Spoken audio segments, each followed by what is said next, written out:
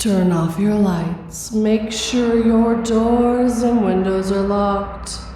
Things are about to get spooky. Weird Place by Anonymoose. Okay, so this happened a long time ago, and I never thought of writing this all down, so here we go, I guess. I grew up in a low-income area in London, early 90s. It was tough, but we had fun. Me and my friends used to get up to mischief a lot. One of our preferred ways to pass time was to go to the Gulfie, albeit that just meant climbing a wall that separated our neighborhood from a golf course and collect the lost golf balls. I don't know why we did it, but hey, we were young, and the fluorescent yellow balls were kinda cool to us. Anyhow, during one summer break from school, I went out and met up with my best friend. No one else was around that day, which was weird because usually the neighborhood was teeming with our friend group. I know that seems trivial, but the whole neighborhood was unusually quiet. Strange vibe because I remember it was a perfect day. We wandered around talking for a while and inevitably got bored, and he suggested a trip to the Gulfie to see if we could find any balls. So off we went on the short walk. We got there after a short walk. It wasn't far, but I remember that we just couldn't find anyone around. I don't know, it was bizarre to say the least. Like we could hear normal neighborhood noises as you would expect, but we just never encountered anyone. I remember we commented on being strange and actually surmised that maybe all our friends had the same idea as us and would be at the Gulfie waiting for us. Not unusual given none of us had phones and we just randomly meet up in a few places, most of which we had already been in the past at this point. So we arrived at the wall that we usually scrambled over to get to the Gulfie. He hopped up before me and sat astride it to pull me up. Once we were both up, we looked at each other perplexed. I generally remember to this day the confusion in his face. We looked over at the place we had been hundreds of times before, and it was different. Instead of a small wooden area that gave onto the golf course, it was a huge paved area full of rows of greenhouses and odd-looking square areas that looked like they were meant to be for plants. These greenhouses were not new though. Matter of fact, they looked abandoned, old, and not taken care of. Most of them had plastic sheets over the side where the glass used to be, and they were flapping gently in the summer breeze. The square areas had weeds and the sort growing out of them, likewise the paved slabs that made up the floor. We sat there for a while watching. We had no clue what to make of it all. Obviously, this was too good to be true in our minds, and once the initial surprise wore off, curiosity set in. We both hopped down and began to explore the place. I know it sounds banal, but the whole area was just off. It didn't seem normal. I can't explain it to this day, but we were sticking close to each other, even though we were laughing and kidding as we went further in. We looked into the greenhouses, and they were just full of run-down equipment of some sort and overgrown with weeds and plants. After 20 minutes of exploration, I remember we stopped and looked around kinda in disbelief at how big this whole area was. We hadn't changed direction, and now in the middle of all of it could neither see the neighborhood nor the golf course. This is when it got really fucked. As we were stood there, my friend looked at me and said, "Can you hear that?" The look on his face was dead serious, and I stood still listening. "What?" I asked him back. He just put his finger on his lips and listened more. Then I heard it. Like a really low hum, like the type high voltage of electricity makes. I don't know, something between a hum and a buzz. As we stood there, it got louder and louder, as if it was getting closer, but not from any particular direction, from all around us. We started a brisk walk back to where we came. The buzz kept getting louder until we panicked and started to run. As we ran, and I mean full sprint, through these weird constructions, we started to hear something behind us. I can't explain it. Almost a mechanical noise, like not a human or animal. The plastic sheeting and the way the place was laid out made it impossible to see anything more than 10 to 15 meters.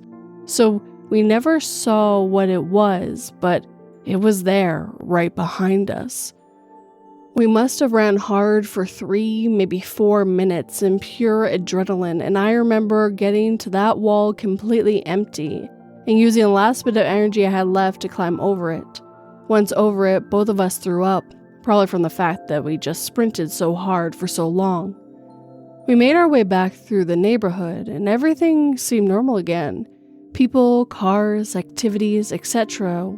It was business as usual. The fucked up part is, once we explained what had happened to our friend group, they obviously all wanted to see what we had found and what had chased us. Understandably, because it sounded insane. The next day, a whole group of us, maybe 10 to 12, went back to see the place. It wasn't there, and I swear we went up and down the wall for an hour looking for it. It just wasn't there. There's no way it was in some other place. We only used the wall to get there, and given the sheer size of the area, even if we were off by 100 to 200 meters, we would have seen it. Nothing. Literally nothing.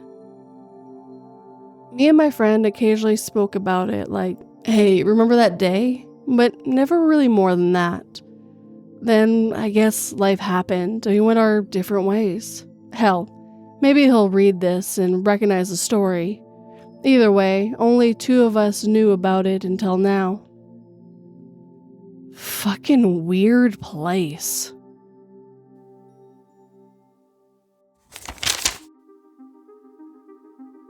Unnerved with the clown statue in the living room, the babysitter was about to call the parents to ask if she could cover it until she saw its eyes move.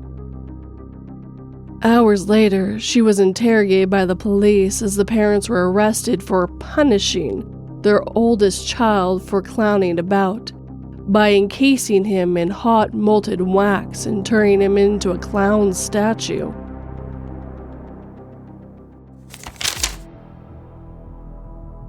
I found the same random obscure toy car from my childhood while cleaning the first house I bought, almost 30 years later. By ZSki843. I'm a first-generation immigrant to the United States. When my parents and I moved here in the early 90s, I was 4 years old. Given us just moving to a new country, I didn't have much.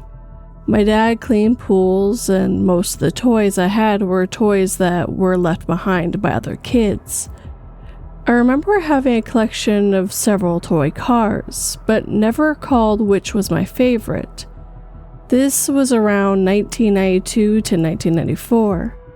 At some point, as I got a little bit older, I'm sure my parents donated the toys to charity. I'm assuming this was the mid to late 90s. Fast forward to 2017, I'm 29 years old, and my longtime girlfriend and I, now my wife and mother to my beautiful baby, finally buy our first house. We are excited. We move all of our stuff into the garage and throughout the living room over the past week, since we were renting only 1.5 miles up the road. We're cleaning up some of the spots the cleaners had missed. We move this huge sectional couch they left for us. And as we pull it back, I find the same exact toy car that I had when I was 4 to 5 or so years old. I haven't thought about it in decades, but I instantly remember that it was my favorite because it was higher than the other cars I had, so it rolled across the carpet better. I know the family before us had 2 kids, I think a bit older, maybe 7 and 10 or so. What are the odds that this was the only toy left behind by them? What are the odds of these kids playing with such an old, obscure toy car? I looked it up. It was produced in 1984. It was pretty random for me to be playing with it 10 years later when I had it, but it was extremely random for kids to be playing with it 40 years after it was released. I know it was mass-produced, but they weren't mass-produced on the scale they are today. I know it's not a super unique toy car, but the odds of this happening is just crazy. I can't explain it. I still have it and will always keep it because it's just such a bizarre occurrence.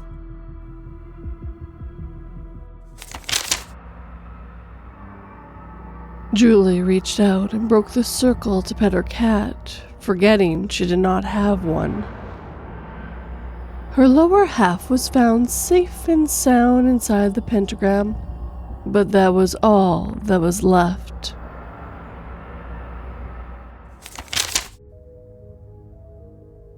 Spontaneous Human Invisibility by One Fellow Swoop 70. A weird thing has been happening to me now for about 10 to 15 years, and I still can't find a logical explanation. So I thought I'd see if anyone else has ever been informed that they have disappeared.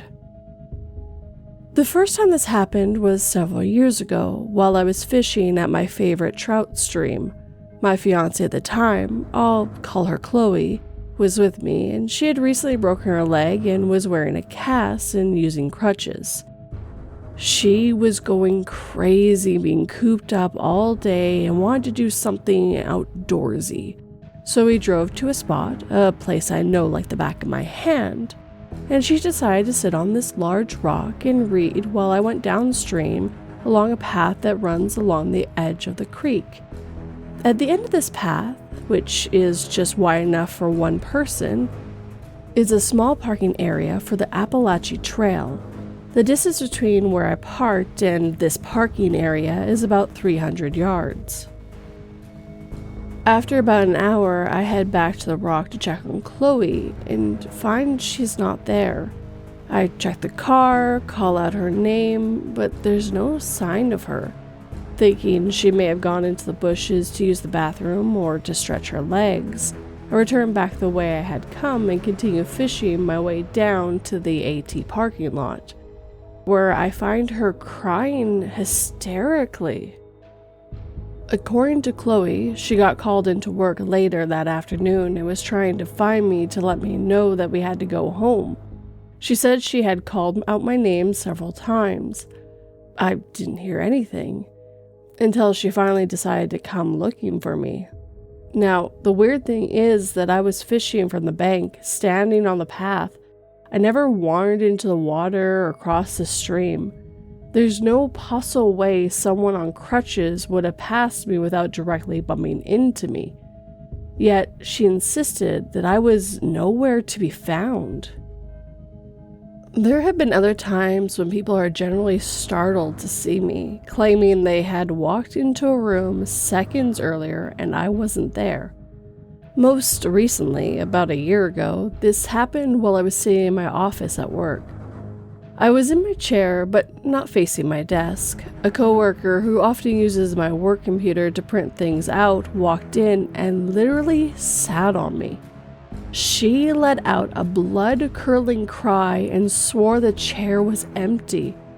She was shaking and her face was white as a sheet, and she's one of the most reliable and trustworthy people I know. The chair was black and I was wearing a powder blue shirt and jeans, so it's not like I blended into the scenery. I've tried chalking it up to practical jokes, but 15 years is a long time to pull a prank involving multiple people in different locations who don't know each other. I've read about time slips, astral projections, and dimensional shifts, but none of these seem quite right, as I did not experience any loss of time or consciousness, and at no time did I ever feel like anything was off or out of the ordinary. In fact, I'm just as terrified to hear that I disappeared as much as the people who claim to have witnessed it. So, if anyone can tell me what the heck is going on, it would be quite helpful. For the record, I'm in perfect physical and mental health, but never seen a ghost or UFO or Bigfoot, have no special supernatural talents or psychic abilities, and I don't drink or use any drugs, prescription or otherwise.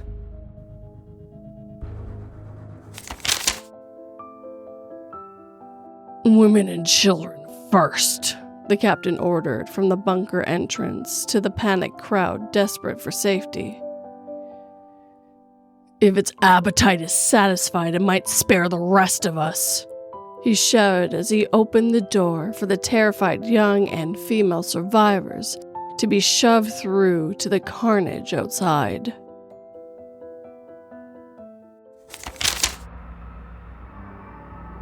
Lost Cooler appears in our new house by Loves to Read 211. So before my husband and I got married, we were in high school. He got this little red cooler at the senior all-night party. He didn't use it terribly often, but it was nice to have over the years.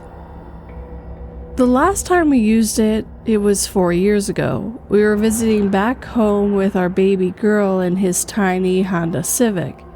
Truck was full of our luggage, so the cooler was in the back seat on top of the diaper bag so we could still reach food and bottles. We pulled over into this big empty lot so I could change her diaper on the fly, and the cooler got left by accident in the parking lot because I didn't have room in the back seat while changing her, and we just drove off without it because frazzled new parents. We realized a couple blocks later when I reached for a bottle and went back, but the cooler was gone, so my husband ran into the nearby buildings to see if anyone had brought it inside. But no luck. It was gone. He left his number anyway in case it was found, but never got a call. Not the end of the world because we could just get more soda and had bought extra cans of formula for the baby. But it was a bummer because my mother-in-law had given us a ton of fresh fruit to snack on for the drive home that was now completely gone. We were disappointed, but we moved on with our lives because we were in a small house and didn't travel very much. We didn't bother replacing it right away because my dad had a dozen he barely used and gave us a comparable little blue one at some point, which we still have. And we also bought one blue one with some wheels. Years passed and I forgot all about it. We even moved to a new house in a new town 3 hours away since we lost that cooler. We bought the new house about a year ago, and today I was getting a little picnic together for my daughter and I grabbed a random cooler from the storage room in the basement, which is 100% confirmed to be haunted, but anyway. My husband was busy, so my daughter and I did our thing without him. Now, we're at home and my husband just went inside to get the car to grab something when I remembered I left the cooler I used in the car and asked him to bring it in since some of the leftovers needed to go into the fridge. He was flabbergasted to recognize the lost cooler. Once he reminded me that we'd lost it and gave up hope years ago, I recognized it too. Sure, maybe not the exact same cooler since he never put his name on it or anything, but we just compared it to pics from the senior party where he got it from, and it's 100% the same brand and model of cooler. Now, I'm 100% sure we never ended up with another red cooler after that. They've been blue since then, and I'm 100% sure we never got it back. And I'm 100% sure there was no red cooler left behind in our new, to us, house. But there it was, mixed in with the other coolers and random totes in our storage room. We're super stoked it's back because it's a pretty nice little cooler, but we have no idea where it came from. It's like the universe or God or whatever you believe in just said, "Here's your cooler back, idiots."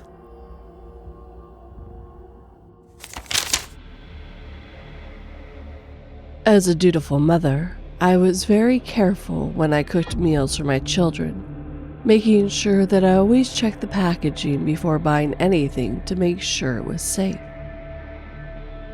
After years of disrespect, I finally decided to let the ungrateful little shits have a special dessert to go along with their last meal: chocolate peanut butter cake.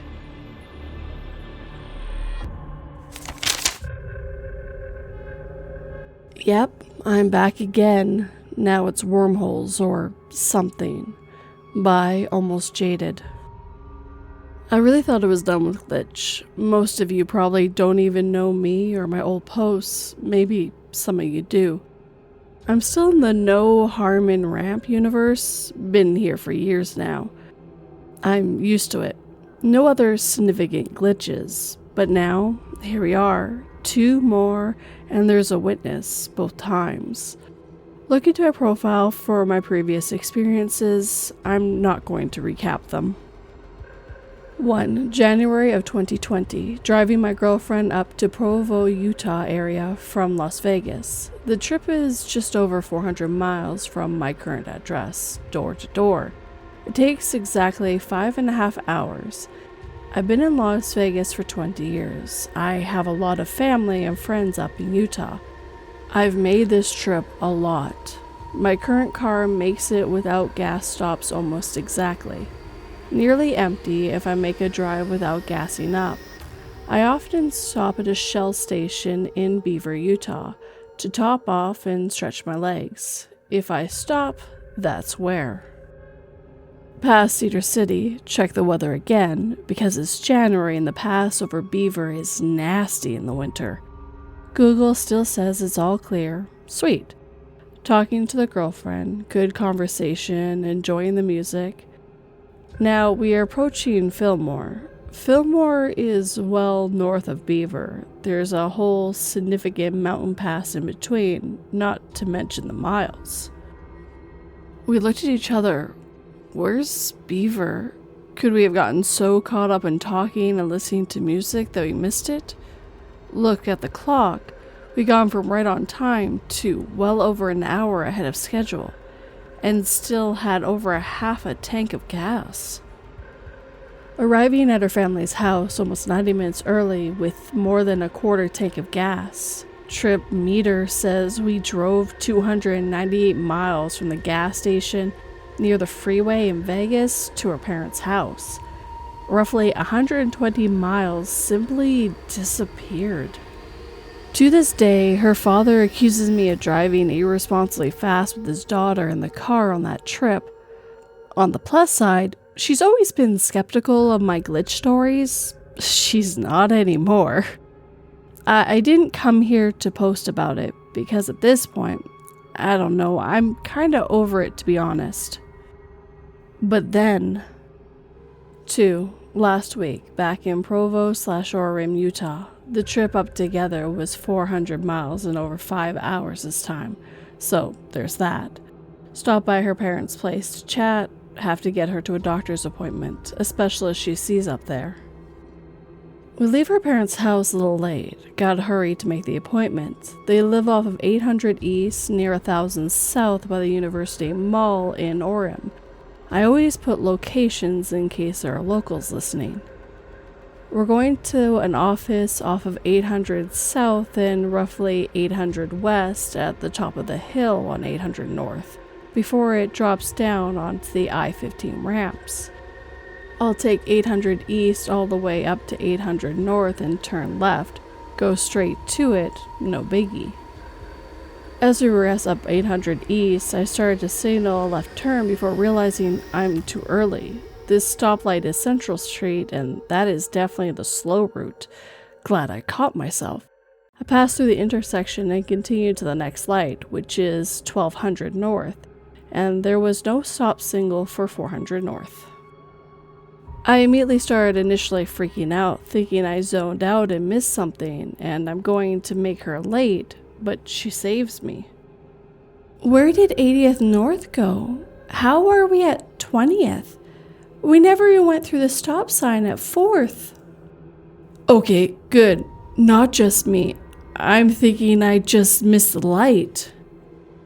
No, we started to turn at center. I almost said something, but you caught it. Then we are here. We never crossed 800 North. Yep. Did we just do that thing again? Yep. Last time, at least it made us early. Now I'm going to be late. She was only a few minutes late and they were running behind. No great loss. But here I am, hosting about teleporting in glitch again. At least now I have someone in my life that can verify, and she doesn't think my other stories are crazy anymore. No sensation or any weirdness either time, no indication that anything happened. Just went from one place to another, literally in a blink of an eye, with no indication that anything happened other than suddenly being elsewhere. Last time this happened was a previous post. Me and a car full of Uber passengers skipping the airport terminal and ended up on the freeway connector back in 2018. Hi Glitch, I'm back.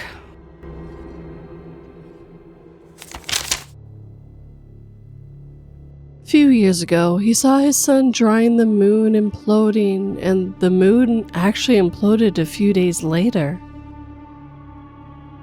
Yesterday, he found a drawing made by his son where massive tentacles were coming from Jupiter towards Earth.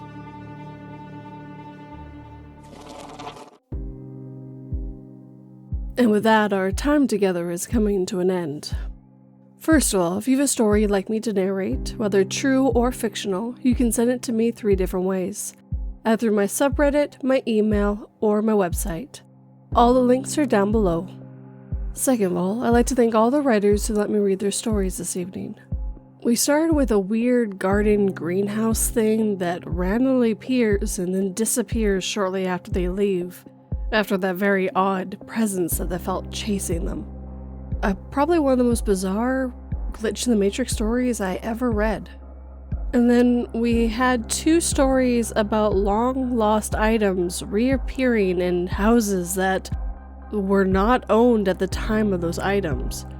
One from the 80s car that randomly appeared to an old cooler they left on the side of the road that randomly appeared in their house again.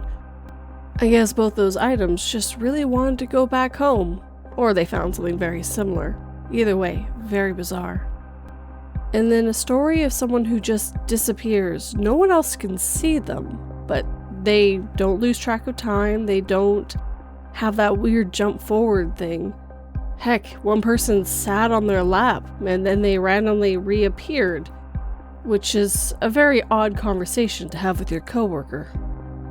Last but not least, we tuned back into Almost-Jaded, another one of their glitch stories. This one about wormholes going further up the streets. The first one saving them 90 minutes on a road trip, and the gas too. That was very convenient. The second one seemed less so, skipping many roads and making his poor girlfriend late for her doctor's appointment. At least they're safe and didn't wormhole to another side of the country, I guess. Very, very odd. I have checked their profile. They haven't had a glitch update in over a year, so that's a good sign. I still have a few more stories from them, so a couple more videos and we'll have Almost-Jaded still in them. I love reading Glitch in the Matrix stories. There can be some of the oddest and most interesting stories out there. Disappearing and reappearing, glitching in time and other dimensions. Things that just feel so bizarre. I always have said Glitch in the Matrix feels very close to paranormal. And I've always loved paranormal too. It's a really fun read, and you know most of the time people are at least safe at the end. No creepy stalkers after them, no one trying to break into their home or that creep on the bus. Just odd things moving, disappearing, reappearing, or glitching through time. Just a little more relaxed than my creepy encounters and let's not meet stories. But I do hope that everyone who let me narrate their stories stays in their dimensions, doesn't jump, and has a more smooth life in the future. But thank you guys for letting me narrate your stories. I hope you guys are enjoying the new mic. I did record some of the stories on the older mic, and it took a little bit of finagling, but I finally got the new mic to work properly. Long story short, something didn't work properly with my computer, but I still have a little bit more playing to make it perfect, but I hope you guys are enjoying the listening a lot more. I find that this mic is a lot clearer than the old one. If you enjoyed these stories, hit that like button and make sure it feels it. If you're new, please subscribe and turn that pretty little bell to all notifications. And of course, I would absolutely love a comment. Tell me which story was your favorite, what kind of stories you like in the future. I absolutely love reading your guys' comments. If you're listening on the podcast and are able to, please leave a review or comment if you're on Spotify. If you want to help this podcast and channel grow, please share it with anyone who might enjoy it. It helps quite a lot, guys. And of course, I'd like to thank my patrons and members for their support. You guys help keep the lights on here, and if you'd like to join, well, the links are down below for you guys. But if you'd like to do a one-time thing, not recurring, I do have PayPal, Buy Me a Coffee, and Super Thanks. But as always, guys, thank you for watching and listening. It always has and always will mean the world to me. I truly love bringing these stories to life in my own voice for you guys. Sleep tight and don't let 42 bite.